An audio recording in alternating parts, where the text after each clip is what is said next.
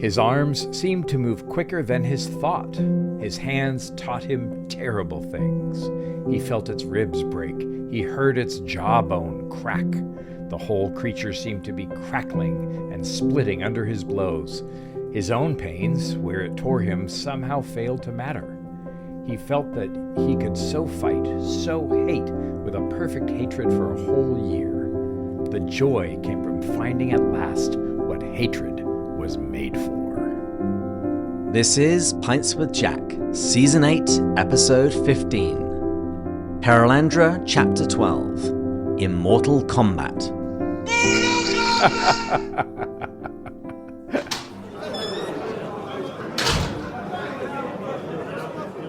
Welcome, friends, to Pints with Jack, your favourite C.S. Lewis podcast run by two Tholcandrians, Andrew and David. Matt insists on going on fun trips with his wife, so he is therefore not here. He will therefore suffer the Roman practice of damnatio memoriae, with his name and image erased from all our public records and condemned to oblivion. I'm sorry, who was that condemned to oblivion? I can't seem to recall. Yes, me neither. But this season, Andrew and I are once again following the adventures of Elwyn Ransom, who has been exploring Perelandra and battling his nemesis Weston. And in today's episode, the battling is getting very literal. Ransom and Weston are finally going to get down to fisticuffs. Yes. Andrew, how's it going? Well, thanks for asking. Been a good week. Some good C.S. Lewis projects underway. Some things I can talk about, some things I can't. Had a wonderful conversation with you and Juliana Slager about maybe doing something Until We Have Faces, maybe a weekend in Chicago in 2026. We're working on the volume, Rediscovering Lewis, so we're in the final editing stage before submitting that to the publisher. I've got another project under works that I can't quite announce yet, but will be able to announce soon. And in relation to that, HarperCollins has started a new C.S. Lewis Substack, and there are 7,000 subscribers already. And I've been asked to kind of head up the March episode of that, which will deal with Till We Have Faces. So HarperCollins is paying a lot of great attention to C.S. Lewis these days. Gosh, other things going on. The conference, our conference is coming together, the Mere Christians Conference. Annie Nardoni and Michael O'Peasy, who are both graduates of the HCU Cultural Apologetics program, are heading up the academic side. So we're looking for academic writers to come and work on some papers and maybe get published. Matthew Clark, my dear friend, the wonderful singer-songwriter, has just confirmed last night that he'll be our special musical guest. And so things are clicking along there. Just some lovely, lovely things going on. And I just confirmed yesterday that I'll be doing some work with Max McLean again. So I will be in Birmingham, Alabama on March 2nd to do the talkbacks for Screwtape Letters at the BJCC. So there'll be a 3 o'clock show and a 7 o'clock show on March 2nd in Birmingham, Alabama.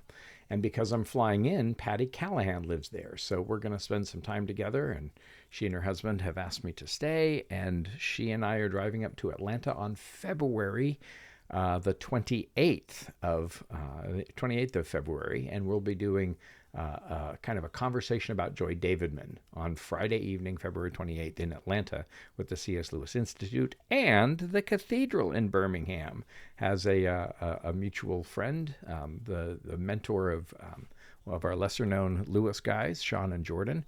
And he's at the Cathedral and has asked me to do something at the Cathedral in Birmingham. So the weekend of February 28th, March 1st, and March 2nd are going to be in Alabama and Georgia, and I hope that some of you can come. Wonderful. Taking a breath now. I think I need a beer after that. What about you? What's going on with you? Oh, nothing so action-packed. Work's just been very busy.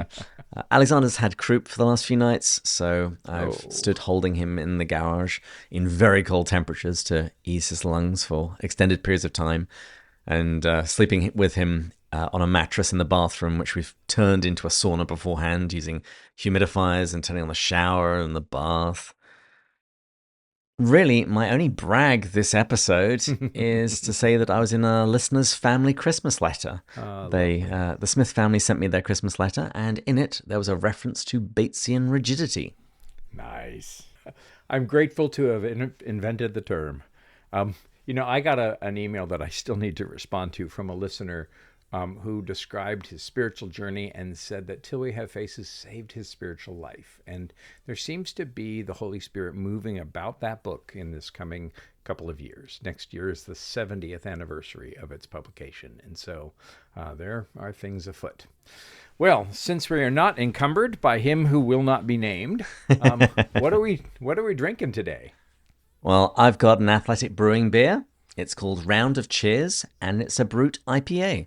Okay, and I've got the Best Day Brewing Kolsch that I'm drinking room temperature in honor of English beer. And today we're toasting Walter Louis Lepoyavi, who recently made an appearance in the world. May you live up to your great name. Yes. Cheers. The son, of course, of our dear friends Isa and Jason Lepoyarvi. Yes. So, how about a summary of Chapter 12? This was action-packed. Oh, it absolutely was. And listeners, if you didn't recognize the soundbite earlier when I was giving the title for this episode, allow me to explain. We're calling this episode Immortal Kombat, since in this chapter, Ransom fights the devil. And since I'm a child of the 80s and 90s, that immediately makes me think of Mortal Kombat, the video game, which I grew up absolutely loving. So expect to hear a few more little clips from that video game over the course of this episode. But with that, here is my Chapter 12 summary. Ransom wakes to a sleeping Perelandra. He bathes, eats, drinks, and takes a shower. He says goodbye to the sleeping green lady and searches for the unman. Finding him mutilating a bird, Ransom strikes him. After the unman fails to intimidate him, the battle begins. Each participant receives ghastly wounds, but Ransom grows in confidence as he realizes the unman's strength is limited to that of Weston's body. The unman plunges into the sea and escapes on a fish, followed by a flock of birds, with Ransom in pursuit. Man, I could just see this in a movie, couldn't you? Oh, absolutely, yeah. Well, it's a new dawn, a new day, and it actually rather reminds me of exam days at school when it says that Ransom passed with no intermediate stages from dreamless sleep to a full consciousness of his task. That's how I always felt on exam mornings. You open your eyes, you know you got a job to do, you get your game face on and set to it. But once again, in this chapter, we get Ransom's morning routine. So what does he do on the morning of the big fight? Well, he has a bath and has a drink. He realizes that there's been some physical transformation to him. He is no longer quite piebald. And I was always wondering about that. I'm like, how long does it take his sunburn to kind of ease out? Well, first of all, I'm sure he's a pasty white Englishman. But also, I realized there's no direct sun. And so while the other side should maybe tan up if he were out in the sun because of the cloud cover, it hasn't. But there, you certainly see a physical development, and we haven't really talked about his physical appearance all that much until now. It's kind of a signal that we're coming to the climax of the novel. So things are starting to change. He's also quite fond of his body, particularly because he knows that it's about to get mangled. Yeah, there's a rather lovely line where he compares his body to a musical instrument, saying that he was glad to have the instrument tuned up to concert pitch before he had to surrender it to destruction from the unman. And he quotes from the Psalms, and I didn't recognize it initially because it's from the King James Version. He says to himself, "When I wake up after thy image, I shall be satisfied." Ah, yes, absolutely. So then he takes an accidental shower. It's almost as if the land is nurturing him and stealing him for what's about to be. It's, of course, every bath is a kind of baptism, just like every meal is a kind of Eucharist, or at least an echo. And after his baptism, he finds his communion. He finds some gourd fruit. And he says, a good breakfast on the morning, you're hanged. By the way, if you don't know the grammatical distinction, a picture was hung, but a person was hanged. And so the only time you use the ed for the past tense of hang is when it happens to a person. So he's kind of stealing himself for his death. I also noticed, I mentioned to Kristen this morning, I wonder how tired Lewis was when he wrote this, because almost every chapter has to do with sleeping or waking. The beginning and the ends have to do with sleeping. So, but he has this kind of equanimity, he has this sense of an almost kind of happy resignation that I think Christians can have when we understand that God is with us, even in the difficult things that we may have to go through. There can be some real peace about that, and that seems to be what Ransom is finding here. Doesn't he say something about that? He does. All said and done, he thought, it's been worth it. I have had a time. I have lived in paradise. But circling back to that line about a good breakfast on the morning you're hanged, before this episode, you and I were having a rather dark conversation about if we could choose our final meal before execution, what would we choose? So what would yours be? I think that it would probably be a full English breakfast with at least 2 pints of good English bitter. I mean, there's almost nothing that I love more than a good English breakfast. Do you ever watch Beard Meets Food?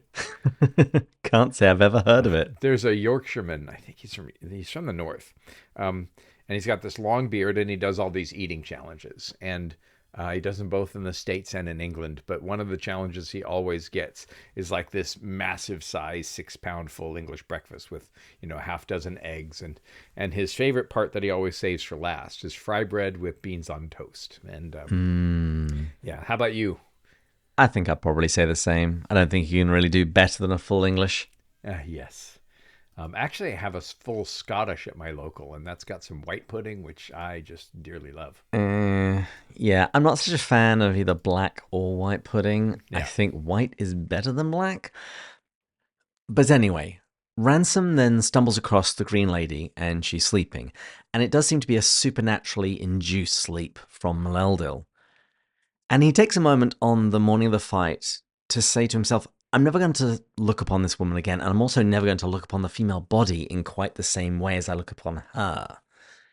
And he thinks to himself that he would have loved to have seen Eve in this state. But then he realizes that that's impossible.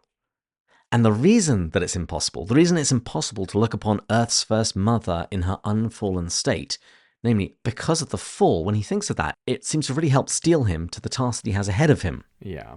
And he says that God can make good use of all that happens, but the loss is real. Yes.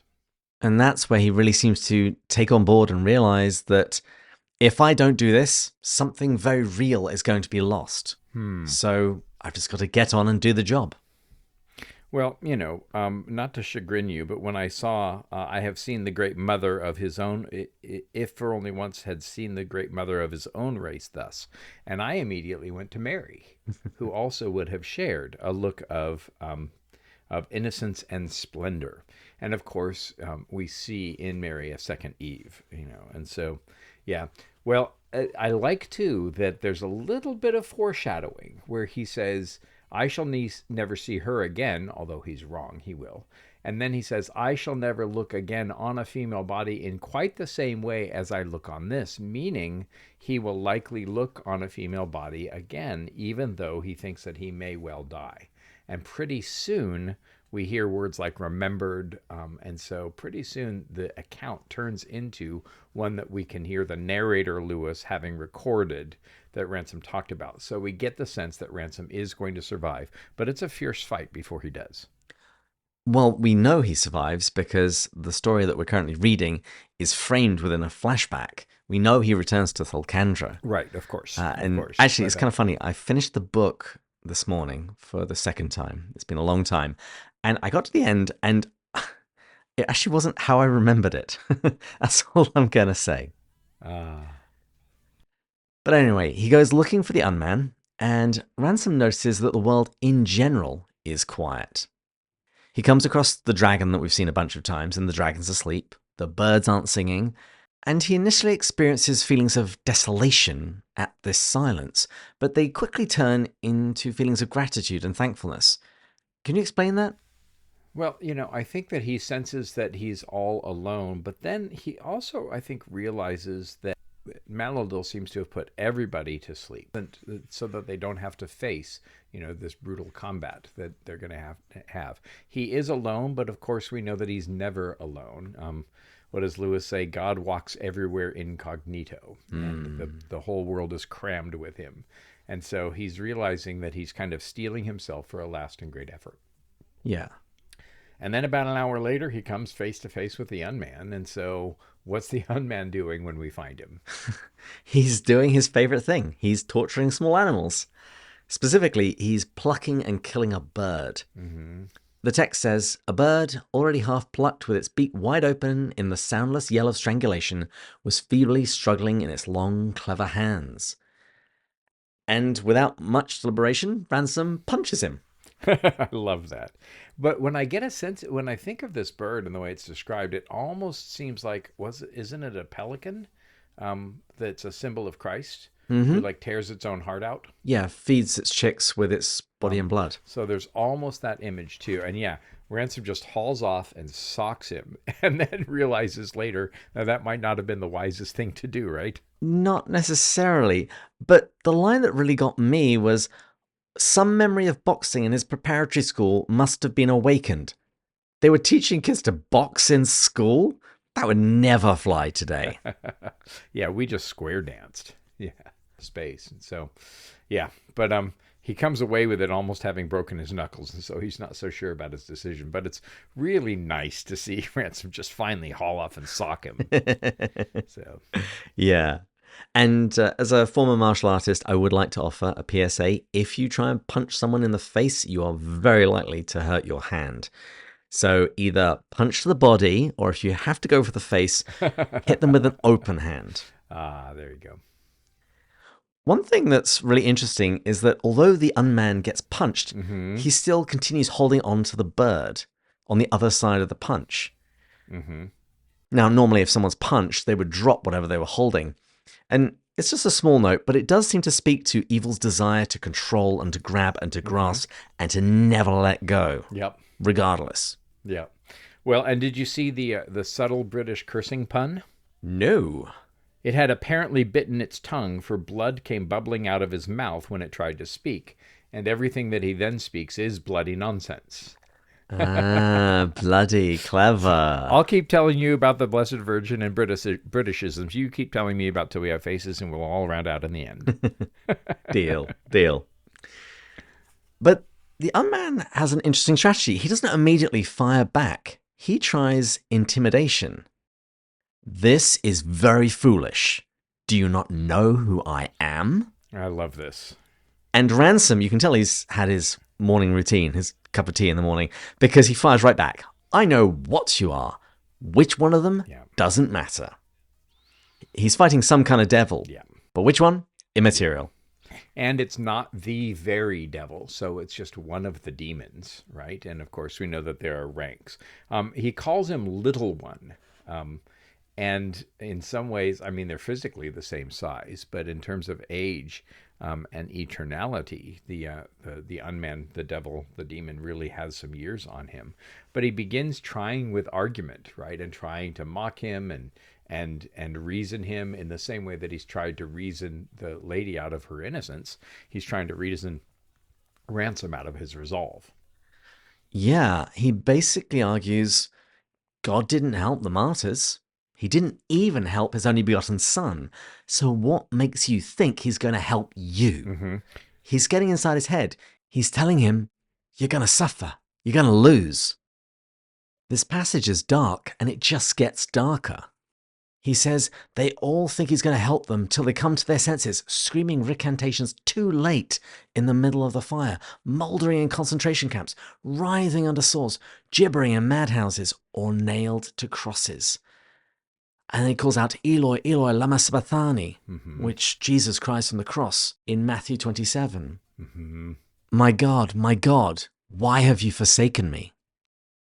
And that's chilling, but the next line just amplifies it, because we're told that the unman was not quoting, he was remembering. Yeah.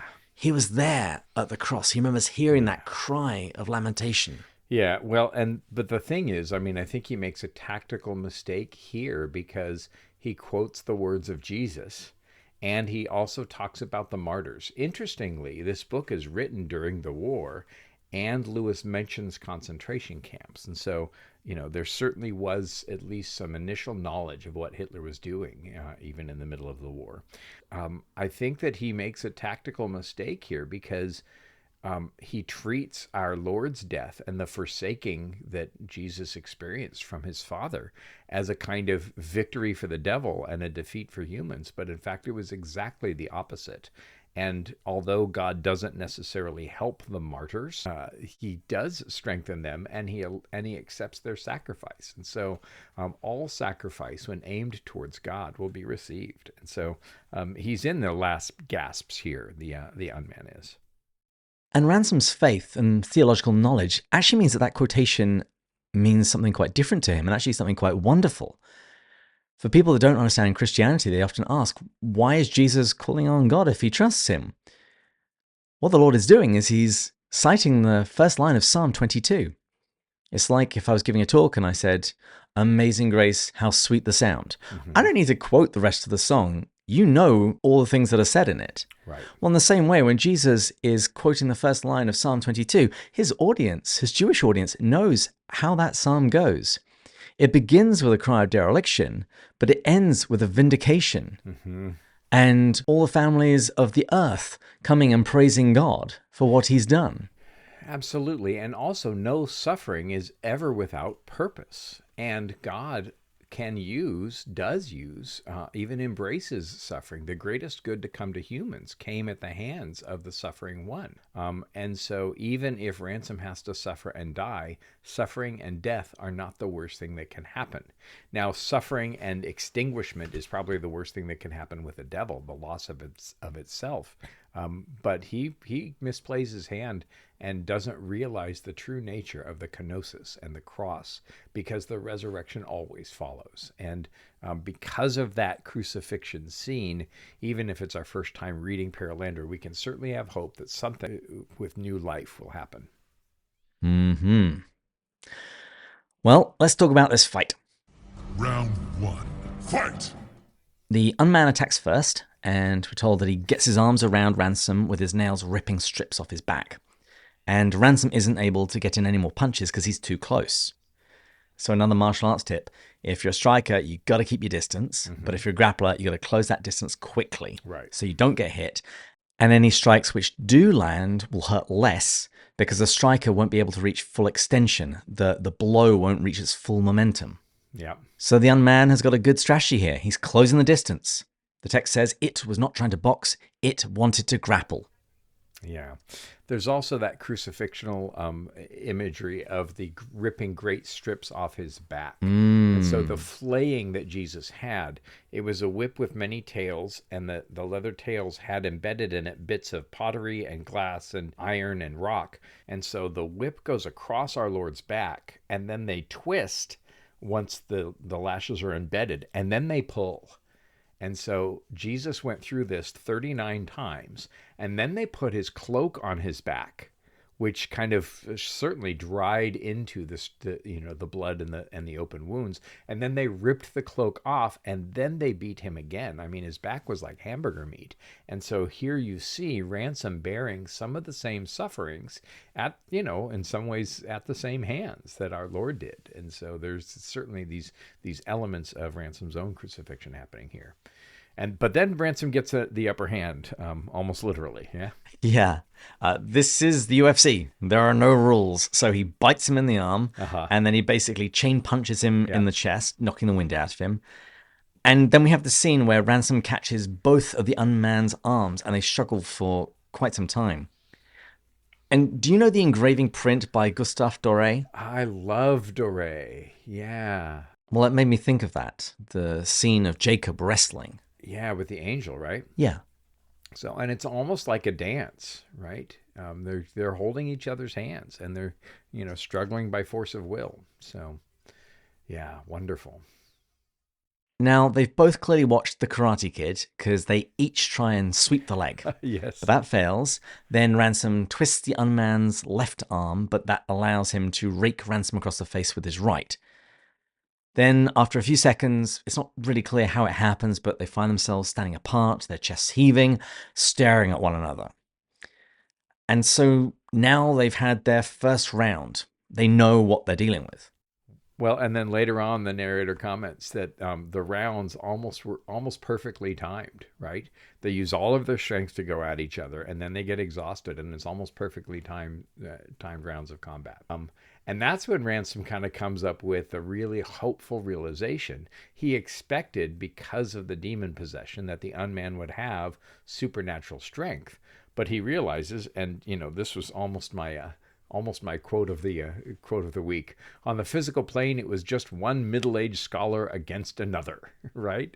And so it's two, sedentary academics really going at each other. Weston was more powerfully built, but he was fat, and Ransom was nimbler and had better breath. And he now finds it ridiculous that his certainty that he would die. He now begins to have a glimmer of hope that he can actually not only survive but win this fight. It was a very fair match. There was no reason why he should not win and live. So what happens as the fight continues? Round 2. Yes. Well, during this round, Ransom has the upper hand and manages to gain the mount. So he's actually astride the unman. And honestly, the fight should have been over at this point. He should have just pummeled him into oblivion and would be done. But Ransom does something really weird. The text says that he was astride the enemy's chest, squeezing its throat with both hands, and he found to his surprise shouting a line out of the Battle of Maldon. Yeah. So he's in a fight, and he's shouting lines from a 10th century English poem. Yeah, it's one of the early poems in Anglo-Saxon. I think Tolkien did some work on. In fact, I'm sure that Tolkien did some work on that, and wrote like a subsequent episode. The Battle of Maldon happens very near Ely, and so if you go to the Ely Cathedral, which was founded in the 670s, they've got a little side chapel, and there are graves in the side chapel that I've seen for those who died in the Battle of Maldon. It also reminds us of what Lewis does in Surprised by Joy a few years later, when he gets into the Somme Valley and hears a shell whistle over his head on its 19th birthday. Lewis says, "This is war. This is what Homer wrote about." So part of what Lewis does is he mitigates even the most extreme experience that he finds with literature. And literature becomes a way to kind of give voice. And we see this a couple of other times in the chapter as well. Now, this is the really interesting part of the chapter, because Ransom then feels hatred like he's never felt it before. And he also has a rather strange reaction to it. Yeah, this passage is worth reading, I think. All right, then. I'll read it. You explain it. Then an experience that perhaps no good man can ever have in our world came over him. A torrent of perfectly unmixed and lawful hatred. The energy of hating, never before felt without some guilt, without some dim knowledge that he was failing fully to distinguish the sinner from the sin, rose into his arms and legs till he felt that they were pillars of burning blood. What was before him appeared no longer a creature of corrupted will. It was corruption itself, to which will was attached only as an instrument. Ages ago, it had been a person, but the ruins of personality now survived in it only as weapons at the disposal of a furious, self-exiled negation. It is perhaps difficult to understand why this filled Ransom not with horror, but with a kind of joy. The joy came from finding at last what hatred was made for. As a boy with an axe rejoices on finding a tree, or a boy with a box of coloured chalks rejoices on finding a pile of perfectly white paper, so he rejoiced in the perfect congruity between his emotion and its object. So fascinating in many ways. Also, you couldn't think that Lewis could find a simile using a girl, but whatever. No, he just knows boys. Yeah. He rejoiced in the perfect congruity between his emotion and its object. And that incongruity between emotion and object is something that we see Lewis struggling with. In fact, the same year, he writes about in Screwtape Letters, he says, think of your man as a series of concentric circle. His will being at the center, his fantasy next, and his intellect, or no, his intellect next, and then his fantasy. So fantasy, intellect, will. In the initial version of the letter, which they have at the New York Public Library, he said fantasy, emotion, intellect, and will, and then he strikes emotion. And so he's really trying to figure out the role of emotion. I don't think he's afraid of emotion. I think that's too hasty a characterization of him. But he's really trying to understand the role of his feelings. And certainly he's somebody who had gone through enormous tragedy, right, at the loss of his mother and his uncle and his grandfather, trauma at the boarding school, and then the trauma of the First War that he experienced firsthand, and the trauma of having Warney at war, and now a lot of that trauma that maybe is sparked by Warney's absence is happening again in Lewis's life, and so he's trying to figure out how to hate. And of course, Hitler gives us an almost perfect object of hatred, and so he's finally really enjoying righteous anger. And then when you see what happens physically, you could see that that just gives him a huge shot of adrenaline, and he begins to gain the upper hand again. There's also an echo of Mere Christianity here. In Mere Christianity, he talks about the idea of the Christian soldier and the idea that there's a gaiety that comes along with it. Mm-hmm. I don't think that really jives with our modern sensibilities. There's much more emphasis on duty and defending what you love. But putting that aside, in this text in Perelandra, he makes some very interesting qualifications, because he says that he's experiencing what perhaps no good man can ever have in our world. Yes. The point is, it's different here. Right. Unmixed and lawful hatred. Yeah. So there's also, by the way, an echo. There's a phrase "red in tooth and claw" that I think, is it Lawrence? It's somebody who writes it, and Lewis uses that elsewhere. But in this, he also says, "Whenever he came under tooth and claw, he was beaten." So yeah, he gets to have the purity of hatred, and certainly hatred and even anger. These are good things. St. Paul says, "Be angry and sin not." And here's a perfect opportunity for Ransom finally so to do. That line about red in tooth and claw, I actually think that's Tennyson. Tennyson, okay. Yeah, here it is. It's In Memoriam. Yeah, absolutely. And we know that that In Memoriam is a poem that Lewis loved. It was about Arthur Hallam, I believe.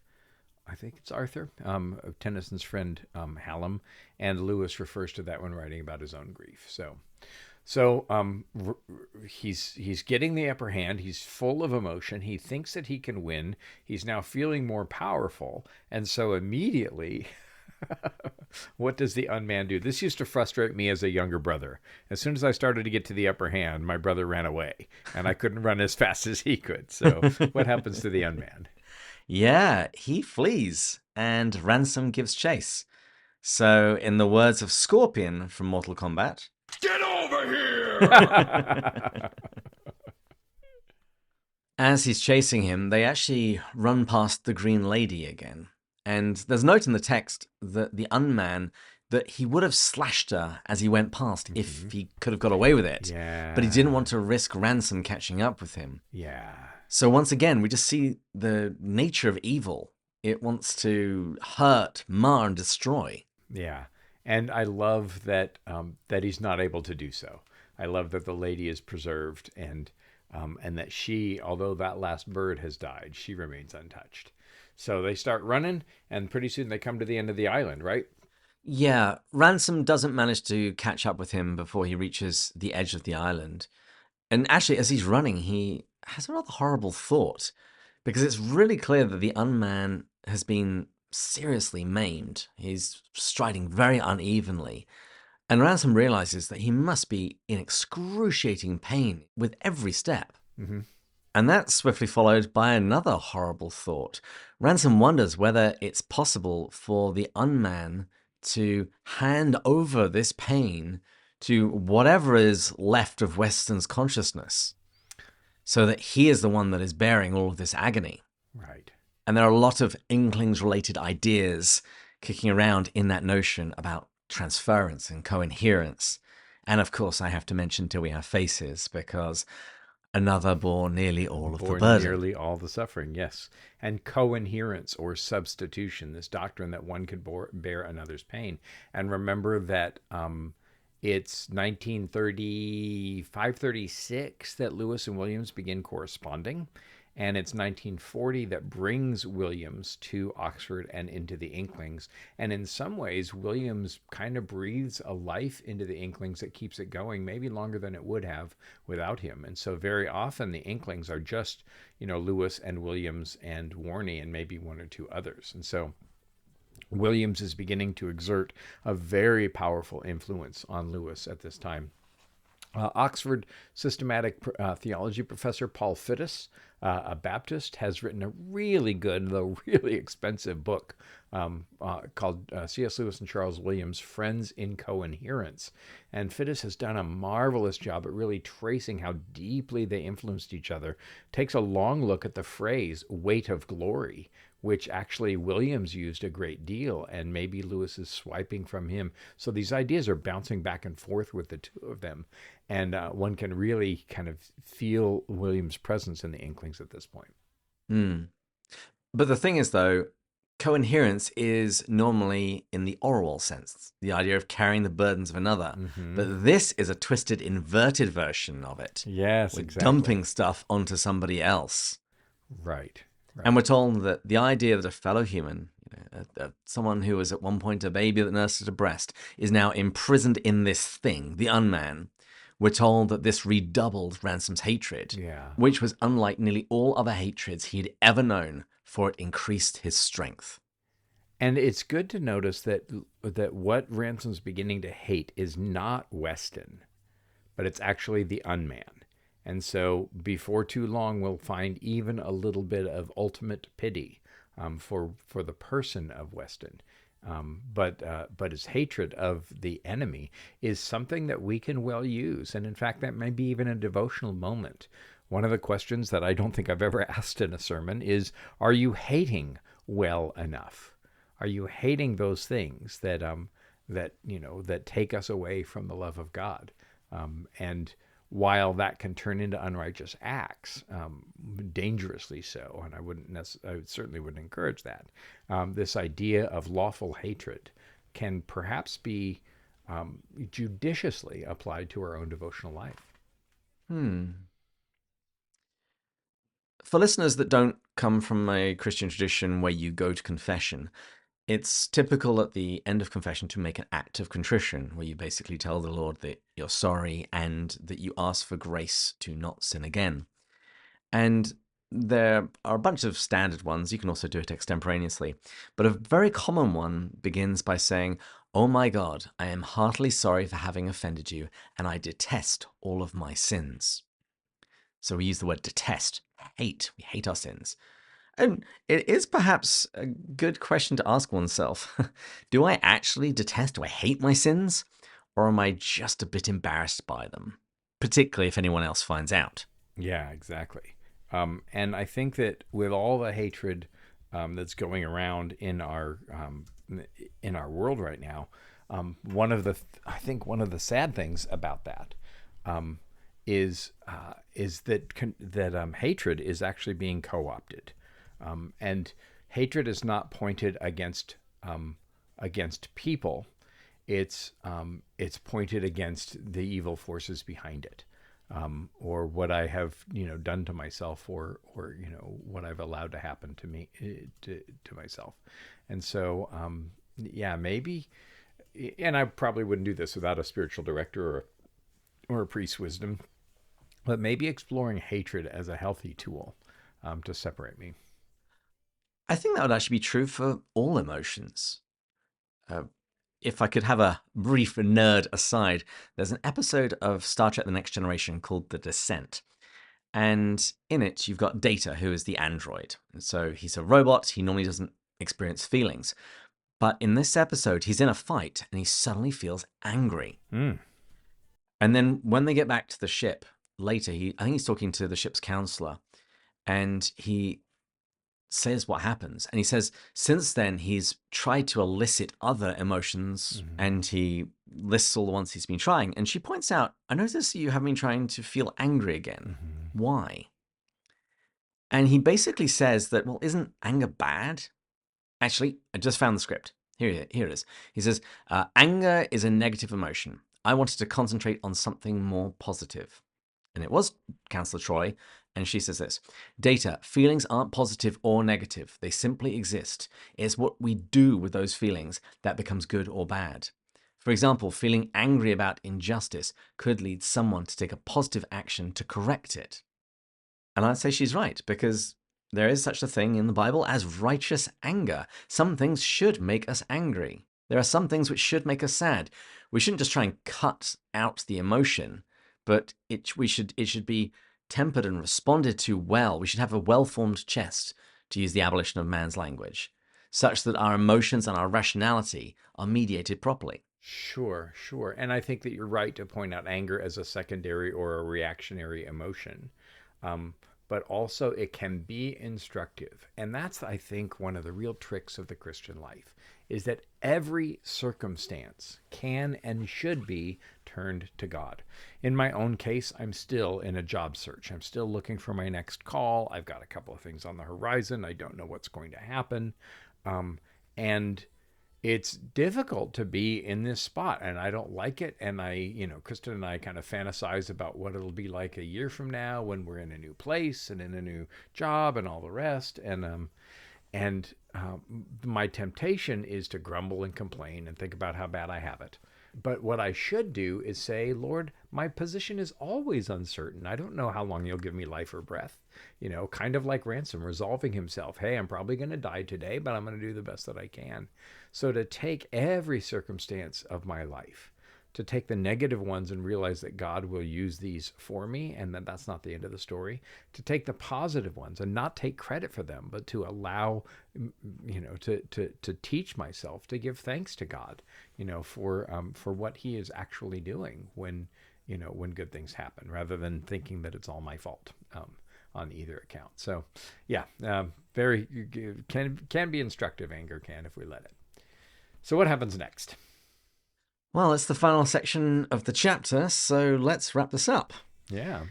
The unman jumps off the land into the water, and this actually pleases Ransom because he's actually a strong swimmer. He actually says it was the only thing he was any good at. Yeah.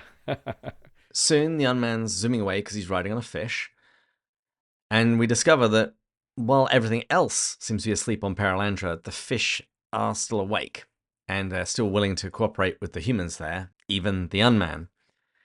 Although it is strongly hinted that the unman is being his usual cruel self, and he's stabbing the fish to make it go faster with his horrible nails.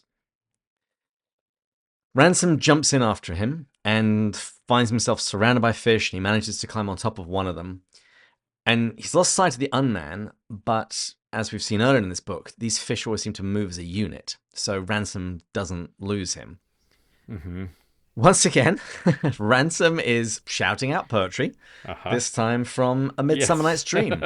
My hounds are bred out of the Spartan kind, so flued, so sanded, he roared. Before that, there was a Bandersnatch moment. Did you catch this? As he kicked the animal with his heels, he says words of praise and encouragement. Yeah. So those are two of the models of collaboration that Diana has. So cheers to her. And then we'll have a couple of Narnia references on the next page. Well, at this point, Ransom inspects himself to see what damage has been done to his body. And he's not in great condition. Mm-hmm. It says he foolishly put back his hand to explore his shoulders and almost screamed at the pain of his own touch. Yeah.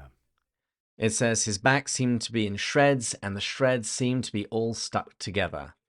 So that's a reference to the sufferings of Christ, which you mentioned earlier. And at the same time, he noticed that he had lost a tooth, and nearly all the skin was gone from his knuckles. and underneath the smarting surface, pains deeper and more ominous aches racked him from head to foot. That sounds like getting old to me. Yeah, I was going to say, this just sounds like me in the mornings. Deeper and more ominous aches racked him. Yeah. So, well, he realizes he's thirsty. And so, and trying to get a drink while riding the fish proves pretty difficult. She's almost passing out with all the pain. And of course, by sitting still, all of that stuff that's been loosened up in him is going to stiffen and start to hurt. But the fish come along with him, the birds come along with him, and it's reminiscent certainly of Tyrion in the last battle. So when he is having his own crucifixion, right? When he is tied to the tree, the animals come and they give him little sips of water, and it takes, I think, almost the same amount of time for him to satisfy his thirst with just these little sips. There's another kind of Narnian reference, and of course, Narnia was still to come. Narnia is 10 years in the future now. The life of the ocean life is almost like a whole nother world that he hasn't explored, which is exactly what you see at the end of the Voyage of the Dawn Treader when Lucy notices the whole Narnian underwater civilization. And so there's certainly echoes. I think that these are even images in Lewis's head that he's not fully done with, and so he repeats them 10 years later. I actually have a hot take here. Yeah. I think, had Lewis lived longer, he'd have written a fiction book about Atlantis. Ooh, maybe he and Tolkien even would have. No, they wouldn't have. If that book got written, Lewis would have written it. Tolkien didn't even finish his own Atlantis book. It's true. But Tolkien certainly talked about Atlantis, and in one of his last poems, Readjustment, he talks about Atlantis, and then he also, in Surprised by Joy, he said, all settled happiness sunk like a continent, sunk like Atlantis. Yeah, the death of his mother. So, yeah, so they're racing forward, and he begins to kind of understand what he calls nature as a thing in her own right. Yeah, what did you make of that? I think that there's a broadness and a wisdom that the Fisher King Ransom, in that hideous strength, is gaining here. I think he gains a lot by his obedience to resisting evil. And he begins to have a larger sense of what things are. And he sees that nature is not about a gourd, stumbling upon a crimson heart or, going to a bubble tree for his own satisfaction, but seeing nature as a thing that God created. I think he's having a larger view of creation. He's certainly looking evil in the eye, but he's distinguishing evil from possession, right? And so it's not Weston that he's fighting against. It's Weston's body possessed by evil. He's understanding hatred. He's understanding he's starting to have a much larger view. And of course, Lewis is all about vision. It's kind of the opposite of Till We Have Faces, where Orwell's world gets smaller and smaller and everything's there to serve her. See, I did get a reference in. Yeah, it kind of reminds me of what Lewis says about literature in An Experiment in Criticism, that you receive a book rather than use it. Because in this moment, he's exploring Perelandra, a part that he's never been to before. He's seen new depths, quite literally. And that allows him to see nature as a thing in its own right, not just something that humans get to use. Yeah. It existed there long before he turned up. And I've even had moments like this myself. I was staying at a monastery that was out in the desert. And I got up one morning and walked for an hour into the desert. It was probably a very silly thing to do. I didn't tell anyone where I was going, and I did take some water. But still, I sort of had a moment there when I thought to myself, I wonder how many people have actually stood in this spot where I'm standing. Yeah. Well, and I love what he says. It was strange that he to whom a wood or a morning sky on earth had sometimes been a kind of meal. So he's treating it as a consumer. Right? This is Lewis's anti-imperialism, right? This is not the world to be used by him, but to be received. It traces back to his walks with Arthur, where Arthur, told him to receive whatever nature was there, receive the weather, not wish that the rainy weather were dry, right? And so he begins to kind of see it as independent of his own self. And he would be displaced by the advent of imperial man, yet in some other sense not displaced at all, enfolded him on every side and caught him into itself. So he sees himself in relation to a larger world, and it dethrones some of the self-importance and some of the consumer mentality. Nature is not created for him. He is a piece, and it is in some ways he's part of the fabric of the whole creation, which is the thing that the devils have long since lost, right? It's a screw tape. We want something. What is it? We want something that can become food. Yeah, God wants sons, but the devils just want cattle. Right. Yeah, cattle that can become food. He wants servants that can become sons. Right. And so he's realizing the role that he plays in nature and in saving nature. And so in some ways, there's a real harmoniousness in Perelandra now, and maybe a harmoniousness that he institutes because he's willing to fight, and he's willing to set himself aside, quite literally, to sacrifice his own body. This is a Christ-like suffering, and he's willing to say, not my will, but thine be done. And that's part of why a peace settles on the Green Lady and the whole world. He's in accordance with God's perfect will right now. And that's a good goal and not a bad lesson from a chapter in a book. So, any final thoughts? I don't think so. Just one more Mortal Kombat reference. Finish him! Well, I think I hear the call for final drinks. So thanks to our intern Julia and our sound engineers Taylor and Sarah. Thanks to all our Patreon supporters, particularly our top tier supporters, Jody, Robert, Mark, Mary Margaret, Rowdy, Angela, David, Peter, Kate, James, John, Sarah, Rebecca, Megan, Brian, Joanna, Kelly, Stephen, Gary, Paul, Kay, Becca, Shane, Thomas, Amanda, Joelle, Erica, Matt, James, Bud2, Bud1, Edgar, Aldo, Kevin, Mark, and of course, all of you for listening.